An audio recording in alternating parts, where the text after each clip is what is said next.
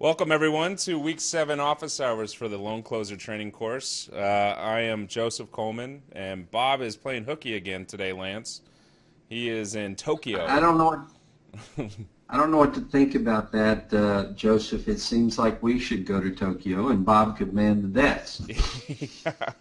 He seems to be playing hooky quite a bit. But we'll get you in and out of here in about 15 minutes. We got a bunch of good questions, and we'll go over the last week with the final exam and the certificates and stuff. But let's start off with your poll questions, Lance. Do you ever set up an escrow account for your commercial real estate SBA loans?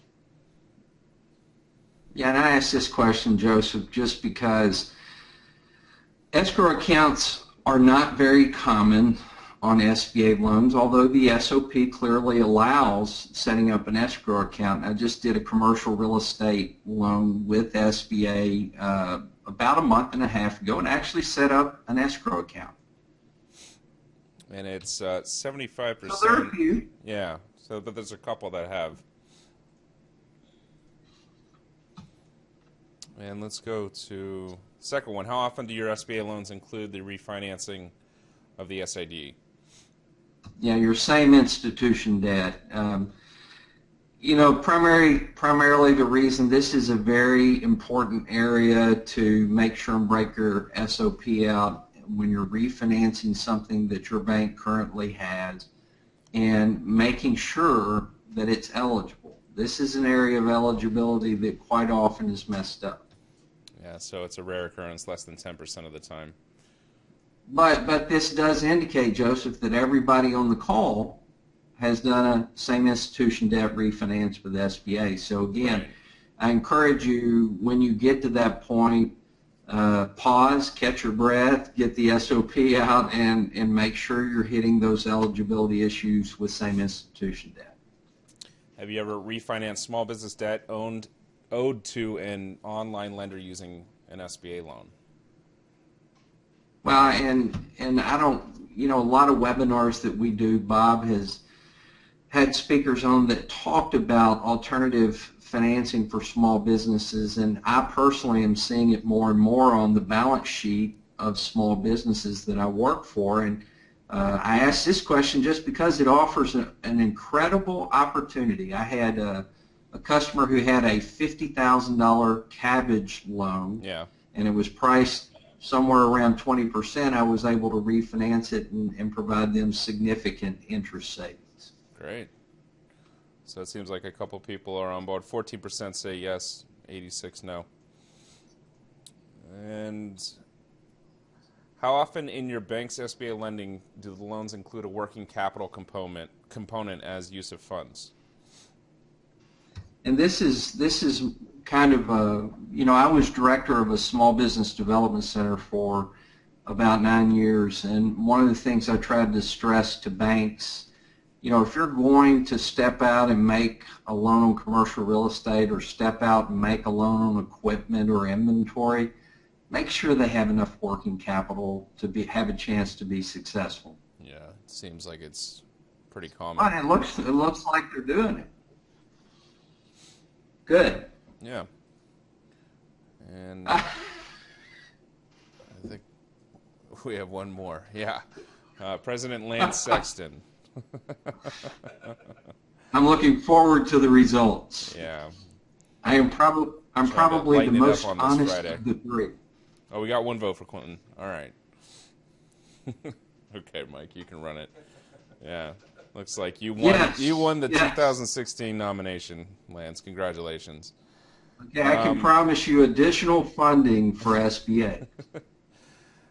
All right, let's go ahead into the questions. We have 2 questions today.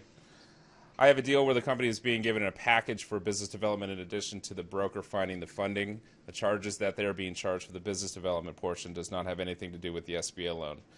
Do I need an additional Form 159 for the additional charges they will incur after our closing? And the answer to this is no on the business development side. If it does not have to do with the loan itself, if it's putting together documents for the SBA loan, projections, things like that, and they're charging a fee, yes, there needs to be a 159. But if it's for business development and marketing purposes after the business is open, and the charges will be incurred after the business is open, a 159 would not be necessary. One thing I want to point out to all of our SBA lenders is the importance when you're charging a packaging fee as a bank. You need to make, whether it's $250 or $2,500, you need to make sure and do the SBA Form 159. Right. Thanks for that question. The second question is on SBA packaging fees. We're considering a change in our fee structure for SBA fees. We're currently charging a maximum $2,500 and paying the lender $500. The remainder $2,000 goes to their particular cost center. But we would like to know if another bank, if other banks are paying the originating lender a portion of the package fee as we do, flat amount or percentage of the fee. What have you seen out there, Lance? Well, I've seen a lot of banks that give the lender a spiff on SBA. I wish my bank did that. Give the lender a spiff on the SBA loan. Two things about packaging fees. One, the packaging fee, when you're under $2,500, you don't have to provide itemized detail on what you've done. So, but it still needs to match up with the effort. So, as an example, a $50,000 SBA Express loan is not going to merit a $2,500 fee. So, I feel pretty comfortable with their fee structure, and I know why they're doing it a maximum of $2,500. Because as long as you're under the $2,500 mark, you do a Form 159. There's no itemization of work necessary.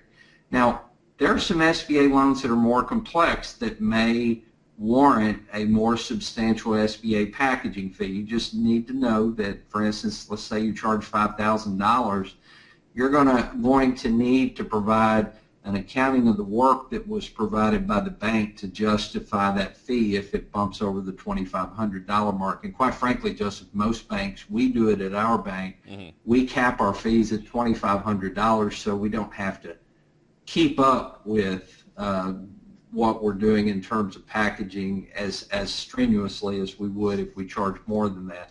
Typically, in my practice on SBA Express loans, under $100,000, we charge a $500 fee on Express loans. From $100,000 to $350,000, we usually charge anywhere from $500 to $1,000. On 7A loans, it also depends on size. On 7A loans, we're going to get, if it's a pretty simple small one, $500. If it's $250K and up, we usually charge $200. In fact, under $250 we charge $500. $250 to $500 we charge $1,000, and generally over $500,000 we'll charge as much as $2,500. Right. So yeah. I think it's up to you as a bank. But the answer to the question is our fee structure looks fine, and quite a few banks that I'm aware of do share a portion of that fee with the lender. What did we talk about in week 7? We covered, just like the poll question, we talked about escrows, appraisals, and of course business appraisals. We talked about refinancing and how to use it in your SBA program, how important it is to properly document the use of proceeds. And one thing I always tell lenders, a practice that I've seen in a lot of SBA loan files, they close the SBA loan, they've got a HUD that breaks down the use of proceeds, they stick the HUD in the file and forget to have the SBA Form 1050. The 1050 has to be in every SBA 7A loan that you're going to have the executed 1050, and then you're going to attach those disbursements to the back. If it's all funded at closing, which a lot of SBA loans are, I'll do the 1050 and just slap the HUD on the back. We also talked about working capital and equipment loans and the importance of working capital in making sure that your small business has a chance to be successful.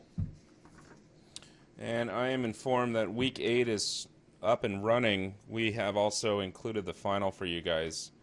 It's a 50-question multiple choice. Talk a little bit about the video modules, and we'll go into the final, Lance. We talk about file review. File review is a very important area of properly taking care of your SBA loan portfolio. When it's important, provide a suggested format for file review. We talk about setting up the loan file, and I share with you my preference in loan file setup. We discuss the early default loan, and the reason we discuss that by itself is one of the areas where there are a significant number of repairs in the SBA guarantee are early default loans, and your documentation is important on every SBA loan, but it's critically important on one that has an early default. And we have a discussion of the pairs review. The pairs review is how SBA lending institutions are looked at and measured by the SBA.